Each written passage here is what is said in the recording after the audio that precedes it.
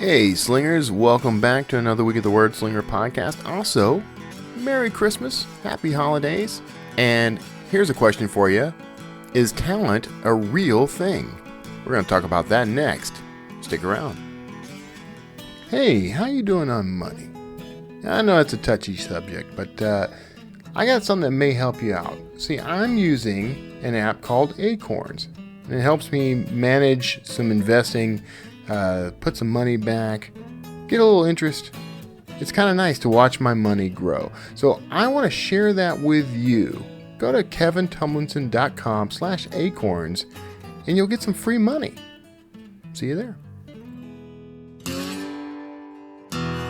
It's the Wordslinger podcast, where story matters. Build your brand, write your book, redefine who you are. It's all about the story here. What's yours? Now, here's the guy who invented pants optional, Kevin Tumlinson, the Wordslinger. Wordslinger. Well, I am Kevin Tumlinson, the Wordslinger, and kind of like a certain jolly, heavy-set, bearded man. Well, that kind of describes me, actually. I come back every year, every week, really, and hopefully bringing you some joy and inspiration. Anyway, so I hope you're having a good holiday so far. Thanksgiving came and went as predicted. I overstuffed, a little bit miserable. Some things have been regretted. But otherwise okay. This I'm coming off of a week of taking care of my wife Kara, who had surgery last Friday, we spent the whole day at the hospital, the whole weekend practically at the hospital. Got her back on Sunday. She's kind of hobbling around, can't lift much, can't do much, so I've been doing quadruple duty because she probably does a lot more around here than I do typically. So, but I've been taking care of her and making sure she's fed and got her pain meds and got her doctor visits and all that stuff. So it's been a hectic week because on top of that, I continue to do all the other stuff. I did all the things that I have to do for Drafts Digital. This includes a couple of webinars and videos and emails and blog posts and things like that. All that workload. I've done some consultations with authors. I've done some interviews for the Wordslinger podcast. I did a webinar for something Roland Denzel and I are launching, which is the Indie Author Blueprint, which, by the way, you should check out, indieauthorblueprint.com. Sign up to be notified when that goes live, because that is going to be an interesting new way to educate the author community. What we're aiming for is creating a gateway, a place for people to come to start and build and grow their author careers no matter what level they are. And it's going to be primarily content focused, as you've heard me preach here on the show for years. I'm a big fan of content. We are, by our very nature, content creators.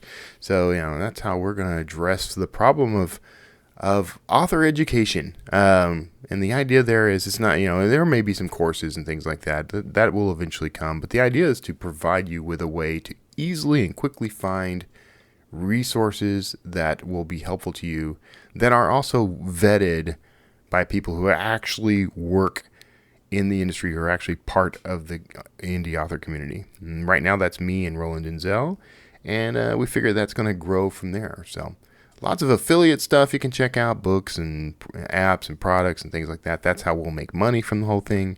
But the goal is to provide you with as much as we can in terms of resources and helpful things. And as a part of that, we're doing webinars, which will include on that site and on YouTube and Facebook and elsewhere. And so that's a great way to grow. This podcast will be included in that, as will other podcasts from other creators. So looking forward to seeing how it all shapes up. I think I'm really excited about it. I really think it's going to be something useful to the indie author community. So, that plug settled. In addition to all those things, the webinars and the videos and the podcasts and the blog posts and all that stuff, I've continued, of course, writing my own fiction. And I've got the newest book is coming out. I've got somewhere around 50 books available now. It's pretty impressive. I'm impressed. You don't have to be impressed, but I am impressed. But I just put I've still got to do some editing. I've still got to write what I call my note at the end, sort of author's note that closes out the book. But the latest book is finished. First draft finished. Some of the editing has been done. More editing to follow. That book, I will reveal the title a little later, but it's the 10th Dan Kotler archaeological thriller, and I am very excited about it. So that's what's going on in Kevin's world right now. It's a whole lot of nifty stuff. So coming up, I've pre-recorded this. Now, it was a little bit of an experiment. I've been using otter.ai. If you are interested in trying out otter.ai, I will be posting a link that you can use to get a free 30-day trial of the full version of it. So, please try that out, because I get a little kickback. You should find that on the show notes of this episode. I will look that up here in a moment and maybe read it at the end. I'm going to put a little note to myself here, right here. Provide link. Otter.ai. So that is it's a great service. It does transcription. Now, for quite a while now, I've been using a service called Temi, Temi, which is owned by Rev. And they do some pretty good transcription, and it's pretty inexpensive. It's like $6 for an hour, which is unbelievable compared to what I used to pay for transcription. It's all automated. So it has some accuracy issues, of course, as all these automated programs do. One of the things I've really enjoyed about Otter is it's fairly accurate. Like, it's pretty dead on. And I've talked to several authors now, who are using it to do narration. So they narrate their book. Well, maybe that's the wrong. They're transcribing is what they're doing, but so they're dictating is the better term. They're doing dictation. But since the thing records your audio as you go, there's a potential for using this to actually produce audiobooks and written books at the same time. Maybe not. There's some editing and that sort of thing that you got to deal with. But anyway, that wasn't where I was trying to go with this. We will be talking, by the way, in a future episode with Joanna Penn about the audio AI space and some exciting things that are happening here. She's producing a book about this kind of thing that'll be ready by the time we do the interview, and I'm excited about it. And as a podcaster and an author, audiobooks are kind of the final frontier for me. Author-wise, I just haven't invested in them the way I should have, and the way I tell others they should. And with 50 books, it's going to be expensive. So anything I can do that can mitigate the cost of that is going to be very helpful. So talking about Otter, I recorded the content of this episode, what you'll hear next, using Otter. The audio is not what I would typically want it to be. However, it was doing the transcription as I talked. I'm going to put the raw transcript, unedited, other than the fact that I had it scan through and find my name to make sure my name was spelled correctly in the attributions. But I'm just going to put the raw transcript on the show notes at wordslingerpodcast.com on this episode, episode 203, by the way. And if you go there, you'll see how well Otter stacked up with the audio. You can read along as you listen and see how it did. Not 100% accurate, but it is very good and much better than what I was using. So if you are interested in that sort of thing, doing dictation to write your books, this would be very helpful to you. I would recommend using some other software to record, or even using a voice recorder. As those of you who have seen me in video know, I use the Zoom H4n. It's a stereo audio recorder. It's a studio grade recorder. I use that as my microphone. You can get recorders like that, or spend a little less. For under $200, you can get a really high quality. Zoom is a good brand. That's one that I trust. But I think it's Tasca is the other brand. I can't remember if that's how it's spelled or pronounced actually. But there are tons of audio recorders, so you don't even need software to do this. You could just dictate into your phone even. Use your phone and record. But what I would recommend is getting set up with a good microphone, no matter what you're using, and records outside of Otter, and then import into Otter. I will also be experimenting with Descript, and I'm particularly interested in the overdub feature. Very, very interested in that. So we'll be, look for some discussion of that down the road. So anyway, I wasn't really planning to do such a lengthy introduction. We're at like nearly 12 minutes, but there's a lot happening, a lot going on, and I want to make sure that you hear it. Check out this episode. I recorded this to play around with the software for sure, but also I had a discussion with some folks while I was at 20 Books in Vegas about whether or not, about the idea that I don't believe in talent. I don't believe talent is a real thing. And I know that some folks may be tuning me out already, but bear with me. I think I kind of get the gist of the idea in this episode that I recorded. But in general, I'll just give you the quick notes version of it. But I do believe that talent does exist. I believe that you can nurture talent, but I don't believe that talent is an inborn thing. I don't believe that people are born with certain skills baked in. I believe that you might have some tendencies and aptitudes towards certain types of things. Primarily, I think that's certain types of thinking, which can allow you to, when something comes along that piques your interest, you can jump on it and learn it, and you're more enthusiastic about it perhaps. But I think it all comes down to desire. How bad do you want it? So I know I kind of ticked off a couple of people in Vegas with this idea who wanted to argue with me. And of course, it's no use arguing with me. You can perhaps persuade me to think differently about it, but I don't give you ideas that I don't, that I'm going to just throw away at the first sign of resistance. So it takes a bit to convince me otherwise, and I'm also not trying to convince you. So there's no real debate. But maybe I would consider debating this with someone. Might be fun. Might be interesting. So anyway, whatever. That's not an open invitation. All you other wordslingers out there, that's not a call to take me down or whatever. But whatever. We can discuss it. Anyway, enough rambling from me at 14 minutes. Let's jump in. Let's hear what I had to say a couple of weeks ago about this topic, and stick around on the other side. I'll follow up with a few things. And wish you some happy holidays and that sort of thing. A special treat at the end. So, see you on the other side. Hey, Slingers, we haven't had one of these solo Slinger episodes in a while, so I thought I'd spend a little time today, really kind of as we were gearing up towards Christmas. I'm recording this a couple of weeks out from Christmas.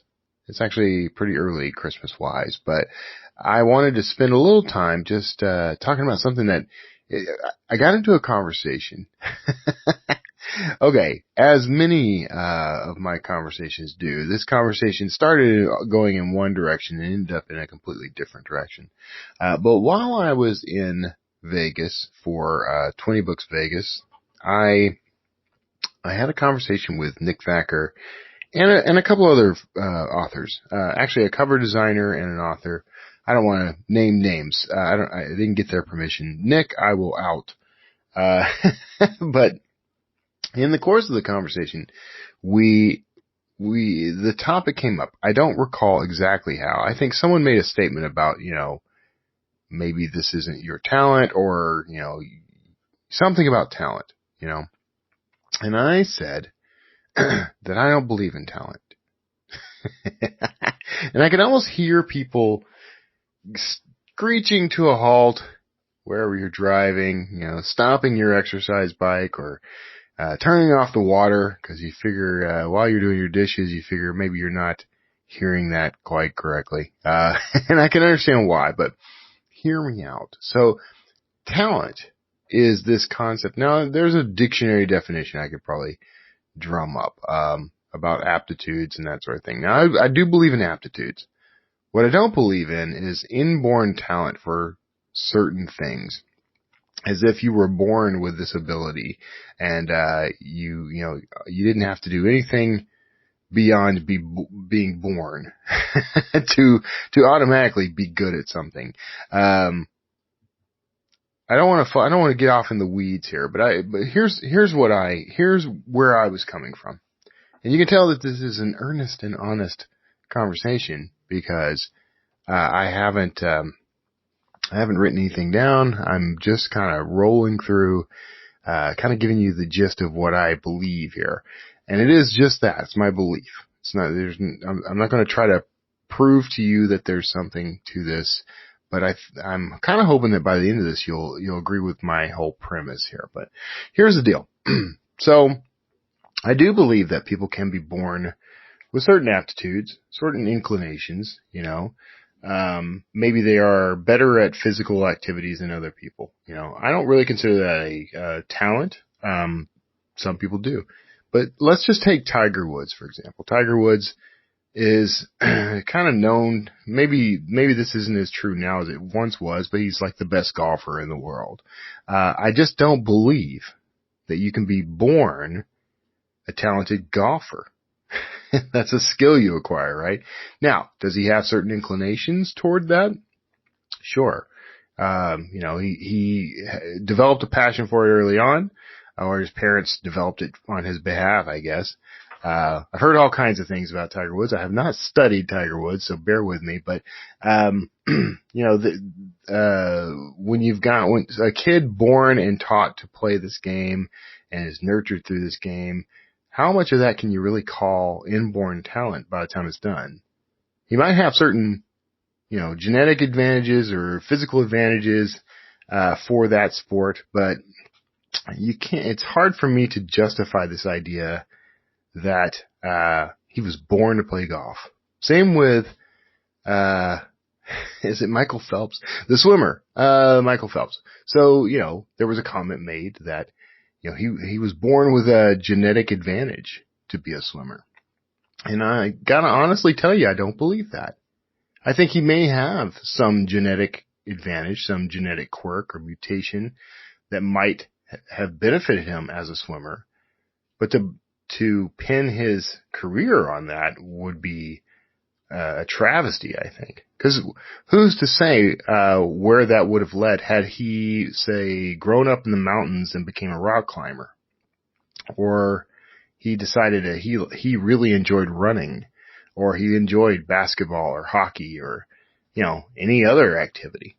So it's hard for me to justify this idea that you can be born with a talent for something like that, a talent for painting, a talent for writing. Anything that we describe as a talent. I have a really difficult time with that concept. I think you can have aptitudes, but here's where this is what I think differentiates the great masters of something, versus those who are just, kind of dabbling in it. I think it is all about 100% from the time you're born to the time you die. It's all about how much you want it. Here's where things got mixed up, in my opinion. So in our conversation, this came up a lot. The designer that we were hanging with, guy I really liked. I really enjoyed everybody that was there. I really enjoyed talking to everybody, and I think I was kind of hacking everybody off with my stance on this, but I genuinely and earnestly was trying to kind of, explain why I believe this and why I don't believe in inborn talent as a guide to your, success. He mentioned that his son has a friend who is just really good at doing like flips, back flips, forward flips, and that sort of thing. And that his son can do them, but isn't nearly as good at it. Right? Now, does that kid have a physical aptitude for doing that? Maybe. He might have some genetic advantage for doing flips, but that's not a talent. The talent would be, in the way we use it and describe it, it tends to be things like, well, he's a very, very talented painter, which I've always had a problem with, because perhaps he's good with color, perhaps he has a steady hand, perhaps he understands the spatial relationships between, subject and background and that sort of thing, but it's not like they were born with a paintbrush in their hand. You see?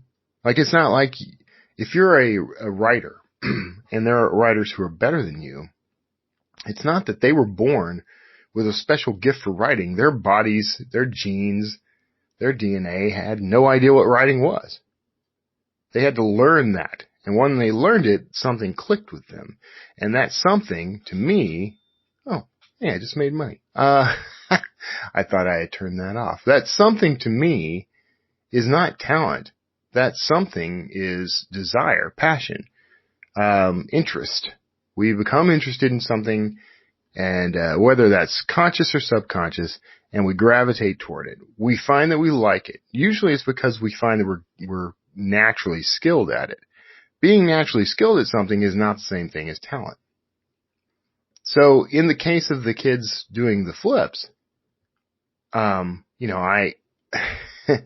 said, and this got deep into later. First of all, the kids doing the flips, I think one kid might have a more natural aptitude towards that, but that doesn't mean the other kid can't learn to do it. It might mean it would be harder for them, but I firmly believe that we all have the potential to learn to be successful in anything we try to do. And we might have to find different ways to approach it. I might not be able to slam dunk a basketball as easily as, say, Michael Jordan. Okay? But I could learn to slam dunk a basketball. I could train myself until I can slam dunk a basketball. It's not going to come as naturally and easily to me. This is a tough one to prove, by the way, because I got no interest in learning how to slam dunk a basketball. But I have definitely seen guys who are far shorter than Michael Jordan, heavier than Michael Jordan, who just trained until they could do it. I will argue until the day I die that's not about talent. It can be about aptitude and inclination, but it's not about talent. So, because I think of talents, I think most people think of them this way, but, talent, I will use the term talent because it's a nice shortcut. So you can be a talented writer, but I still say it's a skill. You can be a talented painter, but it's a skill. You might have an inclination towards those things. You might have an aptitude for them based on your past experience, based on, the family you were born into. Maybe some genetic quirk, is benefiting you. But you still have to learn that skill and nurture that skill. As far as I know, no pianist has ever sat down at, a year old or 2 years old enough to put their fingers on a piano keyboard and simply played. Maybe there are examples of this that I'm not thinking of. It seems like I've heard stories like this before, but I still would not call that talent. At this point, I may start to infuriate you because I don't think it's talent. I think that they might have certain natural inclinations that allow them to instantly understand things like scale, the musical scale. Okay? So there are a lot of a lot of people can play by ear. Actually, so there's an example. I just thought of one. I do know about a blind, I think they were blind, a child blind, born with certain, I think maybe some, developmental issues. And they did have the ability to sit down and play a tune. Any tune they could hear, they could play. I still argue that that's not talent, but is instead, they have a natural ability to do that, but it comes from, some other part of their brain that has a resonance with the idea of playing notes and scales, understanding those notes and scales, and then understanding the relationship between those notes and scales and the keyboard. Feel like I got off in the weeds after all. But okay. So if there is talent and natural talent for something, I would bend enough to say that example might be it. I still don't believe it. I still don't think that that's what that is. Cause when we talk about talent, it's like almost saying magic, he's so talented. He's a talented pianist. He's talented because he practiced. He's talented because he has a natural ear for, harmonies, a natural ear for, replicating the notes and that sort of thing. Wasn't born knowing how to read music, wasn't born understanding music and musical theory. So that's where I kind of veer off to the side. Okay. So, the designer, mentioned that, he mentioned another cover designer who is far more skilled than he is, who does better work than he does. This is his admission. I don't know. I haven't seen either of these people's work. I don't know. So where I think I may have irritated people, and you can understand why, is I said, the real difference between you and him is he wants it more. And that, I think, does irritate people. But the heart of what I was trying to say, the point I was trying to make, it's not about your natural talent. That's a limiting idea. That's a limiting way of thinking. If you think, oh, I'm only so talented, then you've already limited the level of success you can achieve. But if you think, oh, he wants it more than I do, then you have room to grow. So if I am a pianist and I hear another pianist who is far better than I am, far more talented, we'll say, than I am, if I say he's more talented than me, I only have so much talent, then I've just limited myself. I can't achieve beyond this natural barrier. But if I say he's very skilled, he wants it, he has a passion for it, I can try to emulate that desire and that passion and improve my skill. These are fundamentally different ways of thinking, right? And if you read Dr. Schweck's book, Mindset, it talks about this kind of idea too. The closed mindset versus the open mindset, right? And in this case, that's exactly what I'm talking about. The idea of defaulting to it's all about talent, in my opinion, is a closed mindset. Defaulting to it's about passion, drive, the decision to put in the time, energy, and effort to improve, to improve this skill, to learn what I need to know, to put in the practice to perfect my technique. That's an open mindset. It comes down fundamentally to I am one of these people. I love when people say it like that. I'm one of these people. I'm one of those people. I am the type of person who believes that all human beings have essentially the same potential from birth till death, right? There are always going to be limiting factors. There's always going to be challenges and obstacles. But we all start on this, to me, we all start essentially on the same playing field.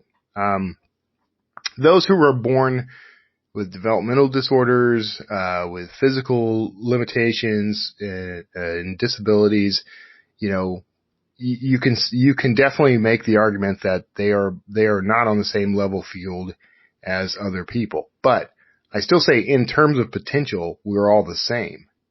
Like, we all have the same potential at birth, and where we take that potential is up to us. If we let our natural limitations define us, if we let them determine our how high we can get. One second. I think I've cleared it. Okay. Starting to get a little flimmy there. Sorry about that. If we let the idea that we are born with certain limitations determine how far we can go in life, then we've already limited our life. I believe no matter what your limitations, if you decide I'm going to go as far as I can go, you'll get much further than deciding I'm going to go as far as my capabilities will let me. I will go as far as my disability will let me. I will go as far as my talent will let me. I'm hoping you are seeing what I'm saying here. And that you didn't tune out the instant I said I didn't believe in talent. So this is where it comes down. This is what it comes down to for me. I believe that the difference between a so-so writer and a really, quote, talented writer is that the so-so writer doesn't want it as much as the talented writer does. They don't want it enough to commit to putting in the time. They don't want it enough to put in the energy, to learn the new skills, to be vulnerable and ask for feedback. This is an ironic thing for me to say, by the way, because I am notorious for saying I don't want anybody's feedback. But here, this is one of those do as I say, not as I do. No, in truth, I am actually open to people's feedback. I just am selective about what feedback I'll accept. I will only accept feedback from people who have done what I'm trying to do, which makes me kind of a curmudgeon when it comes to like editors. I'm saying this because I just had this conversation with Nick Thacker and Ernie Dempsey about developmental editors and how I don't want them. I don't want to deal with developmental editors because unless that developmental editor has charted on the New York Times list and legitimately listed on these services with bestsellers, gotten movie deals, done all the things that I would like to happen in my career. If they've done all that, I will certainly listen.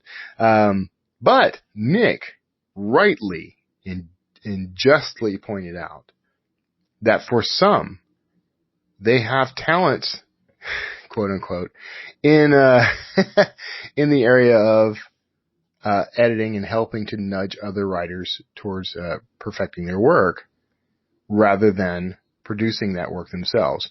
So I don't want to fall into the trap of those who do or those who can do and those who can't teach. That's a bogus sort of idea. We all know that even if you are not capable of doing something yourself, you can provide feedback that can be helpful to others. We know this is the truth. So I will gladly accept that. That is legitimately a very fine point, and I accept it. So I would argue it's not talent, however. It is inclination and aptitude, which are, by the way, included in the definition of talent. So you can take this for what you want.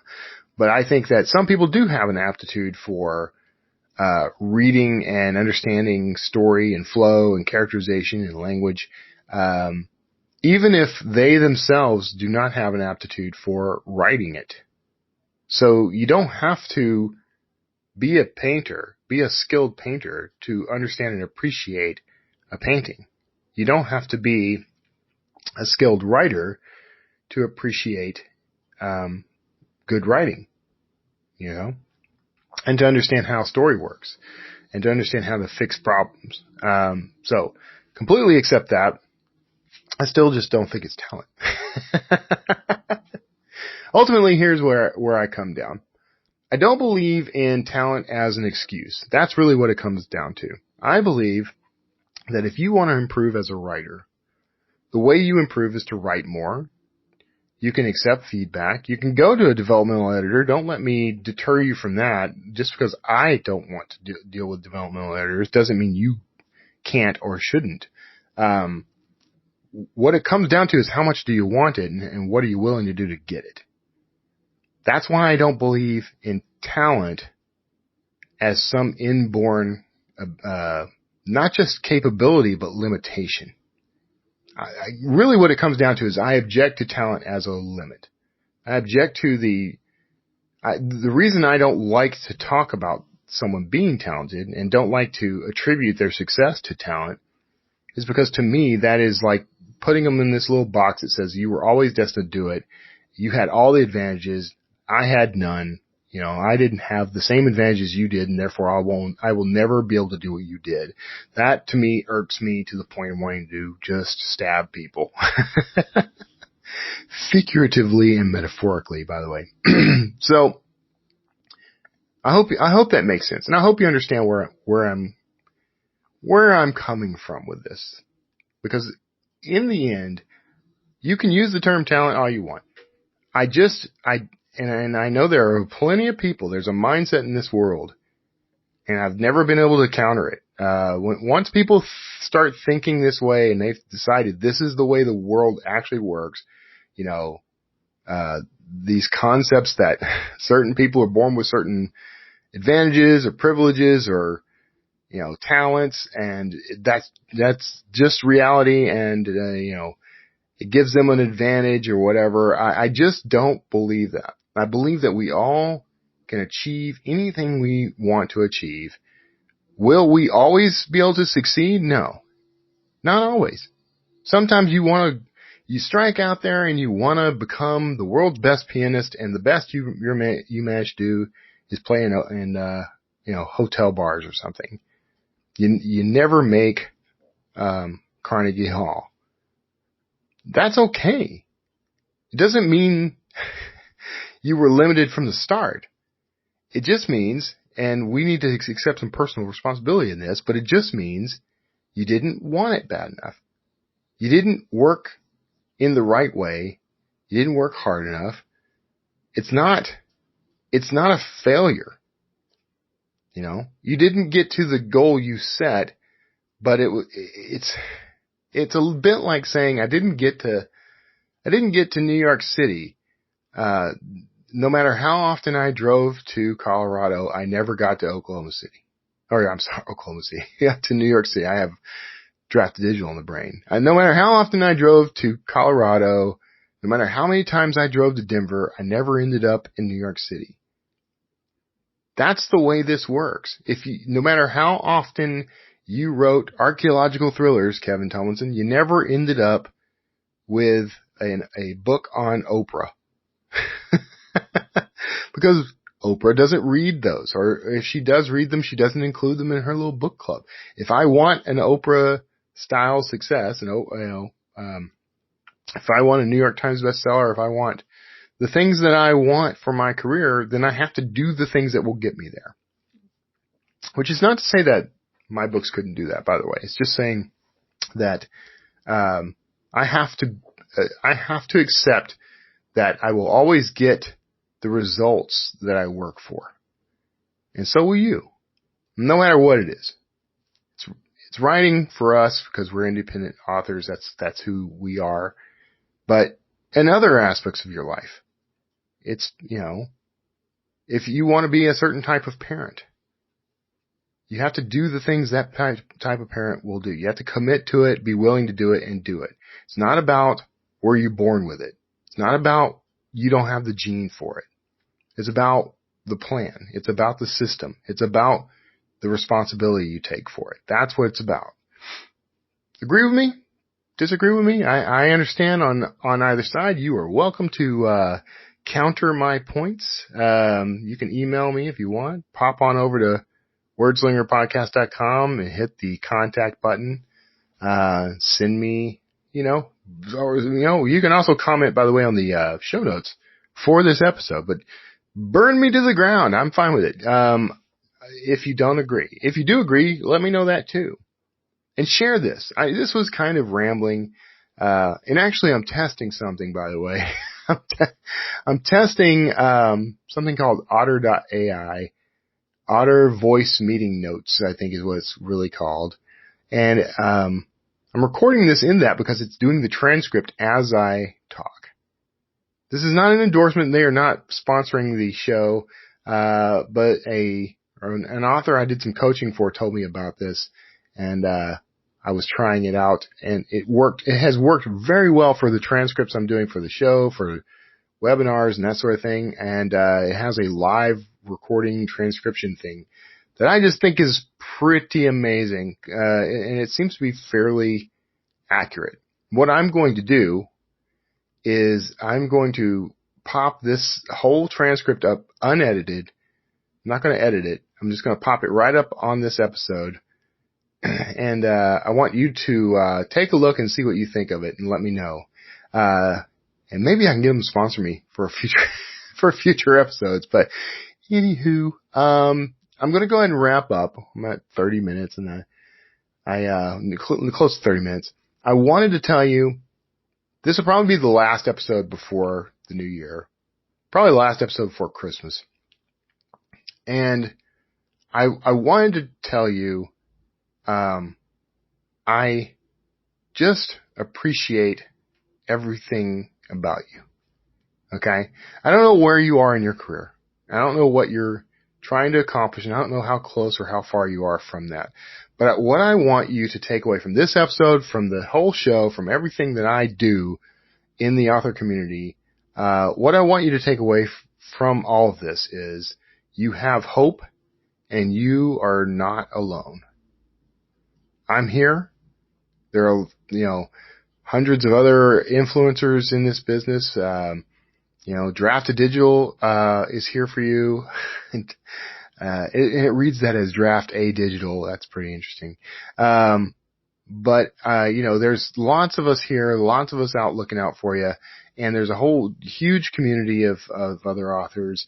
Whatever you're facing, whether it's about writing or about your life, I want you to know there's always someone here for you. So, that's the gist. And no matter what level you are right now in your career, no matter where you are and where you think you need to be, just remember, it's not some mystical, magical, undefinable thing that defines you and your career. Talent does not define you. What defines you is how much responsibility are you willing to take for yourself? How much effort are you willing to put in to achieve your goals? How big are your dreams? These are the things that actually define your career. These are the things that actually will help you to build and grow the kind of author career you want. If you can answer these questions honestly and then determine from there what you really want versus what you say you want, and then take responsibility for making changes, doing the things that you absolutely 100% know must be done, then if you're willing to do that, then you can get to where you're trying to go. I promise you. If you are not achieving the thing you think you want, I swear to you, I promise you, if you look deep and you are honest with yourself, you will find that you're not doing the things that will get you there. You're not owning it. You're not wanting it enough. You're not taking enough responsibility. You can get mad at me. I will give you full permission to be mad at me. But if you continue to play victim, rather than taking responsibility and owning your career and your life choices, your life itself, then you will always get what's handed to you. You will never get what you actually want.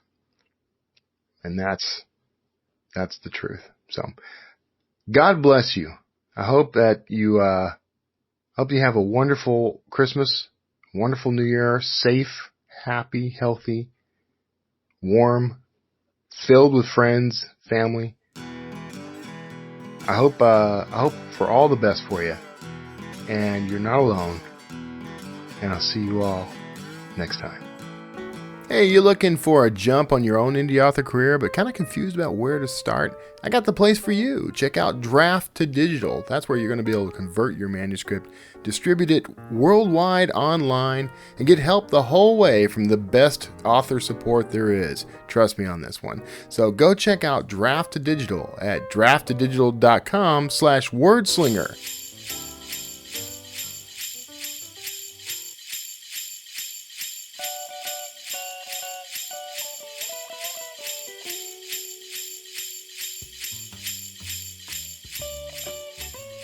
Well, that's it for this year's Wordslinger podcast. I am so happy that we had this time together. I just want to tell you, you guys have really made my life incredible. You know, you hang out with me every week. We talk about all kinds of crazy stuff. We build and grow our indie author careers together. That's a given. But beyond that, I just find it incredible that you, of all people, out of everyone in the world, you tune in and listen to the Wordslinger podcast. Even more than that, look at what you're doing in your career. Look at what you've achieved in your life. Writing a book, publishing a book. If you're getting ready to do it, if you've done it, if you're going to do it again, it's all incredible.